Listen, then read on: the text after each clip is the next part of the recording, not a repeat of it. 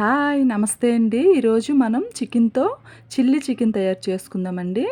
ఇలా చేసుకుంటే చాలా టేస్టీగా ఉంటది. ఎలా చేయాలో ప్రాసెస్‌లోకి వెళ్దాం. ముందుగా అర కేజీ చికెను బాగా కడిగేసి తీసుకున్నానండి. అందులో 1 టేబుల్ స్పూన్ ఉప్పు, పావు టేబుల్ స్పూన్ పసుపు, 1 టేబుల్ స్పూన్ నిమ్మరసం వేసుకుంటున్నానండి. వీటన్నింటిని బాగా కలిపేసి పట్టించేసి మన టైంని బట్టి దీన్ని పక్కన పెట్టుకోవాలి. దాదాపు గంట సేపు పక్కన పెట్టుకుంటే ముక్క చాలా సాఫ్ట్‌గా, టేస్ట్‌గా ఉంటుందండి.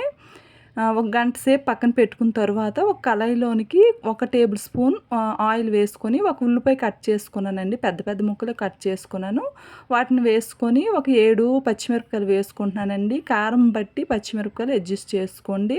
కారం ఎక్కువగా ఉంటే తగ్గించేసుకోండి. తక్కువగా ఉంటే పెంచుకోండి. వీటిని వేయించుకొని చల్లారబెట్టేసి ఒక మిక్సీ జార్‌లోకి వేసుకోవాలి. అలాగే కొత్తిమీర ఒక గుప్పెడంత తీసుకోవాలి.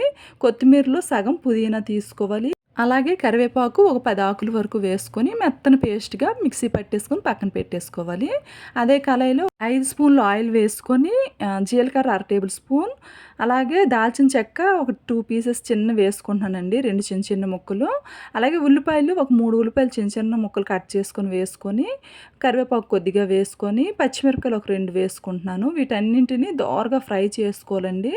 బాగా ఉల్లిపాయలు వేగేటట్లు వేయించుకున్న తర్వాత దంచుకున్న అల్లము 1 టేబుల్ స్పూన్, వెల్లుల్లి రెబ్బలు కూడా దంచుకొని వేసుకోవాలండి. 1 టేబుల్ స్పూన్ వేసుకొని పచ్చివాసన పోయేంత వరకు వీటిని ఫ్రై చేసుకోవాలి. అలాగే 2 టమాటాలు చిన్న చిన్న ముక్కలుగా కట్ చేసుకొని వాటిని వేసుకొని కొంచెం సాల్ట్ వేసుకుంటున్నానండి. ఒక అర టేబుల్ స్పూన్ సాల్ట్ వేసుకుంటున్నాము. ముందు మనం చికెన్‌లో వేసుకున్నాం కదా, అందుకు తగ్గించేసి అర టేబుల్ స్పూన్ వేసుకొని టమాటీలు ముక్క మగ్గిన తరువాత బాగా మెత్తబడిన తరువాత పావు టేబుల్ స్పూన్ పసుపు, అర టేబుల్ స్పూన్ కారం, 1 టేబుల్ స్పూన్ ధనియాల పౌడర్ వేసుకొని బాగా వేయించి అందులోని మనము ఉప్పు, పసుపు పట్టి ఉంచుకున్నాం కదండీ చికెన్ పీసెస్‌ని ఇందులో వేసుకోవాలి. ఆ ఎక్స్ట్రా వాటర్ వేయాల్సిన అవసరం లేదు. వీటిని బాగా ఫ్రై చేసుకోవాలండి. వాటర్ కొంచెం ఇంకేంత వరకు బాగా ఫ్రై చేసుకోవాలి. ఇలా ఒక 5 నిమిషాలు ఫ్రై చేసుకుంటే సరిపోతుంది. ఫ్రై అయిన తర్వాత మనం ముందు మిక్సీ పట్టి ఉంచుకున్నాం కదా, ఈ పచ్చిమిరపకాయల పేస్ట్‌ని కూడా ఇందులో వేసేసుకోవాలి. బాగా కలిపేసుకొని మరొక 5 నిమిషాలు కుక్ చేసుకోవాలి. ఇందులో అరకప్పు కొబ్బరి పాలు వేసుకుంటున్నానండి. ఒక కొబ్బరి చెక్క, ఒక అరకప్పు వాటర్ వేసుకొని బాగా మిక్సీ పట్టేసి వడకట్టేసుకున్నాను. ఆ కొబ్బరి పాలని ఇందులో వేసుకుంటున్నానండి. వేసుకొని ఒకసారి కలిపేసి మనకి ఉప్పు, కారం అన్నీ సరిపోయేవి లేదో ఒకసారి చెక్ చేసుకోవాలి.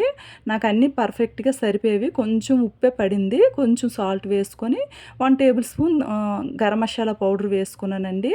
అలాగే కొంచెం కొత్తిమీర కూడా పైన వేసేసుకొని మరొక 5 నిమిషాలు కుక్ చేసుకుంటే నాకు కర్రీ రెడీ అయిపోయింది. ఈ కర్రీ అయితే చాలా చాలా టేస్ట్‌గా వచ్చిందండి.